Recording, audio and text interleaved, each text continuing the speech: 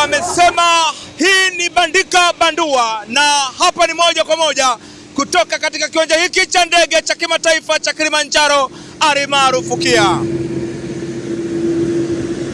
Ni majira ya saa 2:16 usiku. Ndege hii ya shirika la ndege la Uholanzi inatua katika ardhi ya Tanzania kupitia kiwanja hiki cha kimataifa cha ndege cha Kilimanjaro alimaarufu KIA. Ni kweli kwamba walikuwa kama wamesitisha safari, lakini sasa wameweza kutoa baada ya hali kuwa shwari. Lakini kama tunavyoona ni kwamba sasa hivi ndege zote zinafanya kazi. Tumekuwa na mashirika ya ndege kama Qatar, Ethiopia Airlines, Turkish,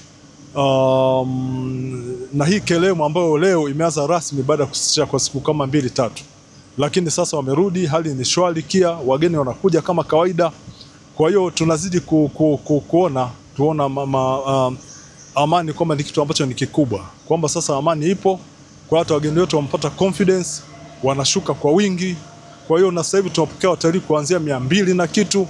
Wengine wamesema pengine kutua kwa ndege hii kunaweza kukashajihisha na kuchagiza biashara ya sekta ya utalii. Lakini na wenzetu wa Wizara ya Utalii tunaona namna ambavyo wanapambana kuitangaza nchi yetu. Kwa mfano KLM ilikuwa inakuja mara 5 kwa wiki, lakini sasa hivi inakuja mara 7 kwa wiki.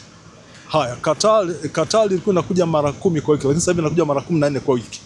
Lakini unaona Turkish walikuwa wanakuja mara 5 kwa wiki, lakini sasa hivi wanakuja mara 14 kwa wiki.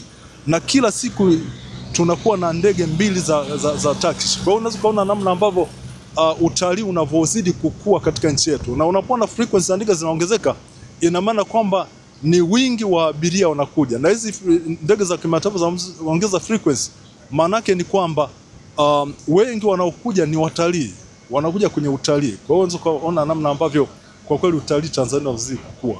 Lakini pia hata ndege zetu za ndani, tukianza na shirika letu la taifa ya Tanzania, na yenyewe linafanya vizuri sana.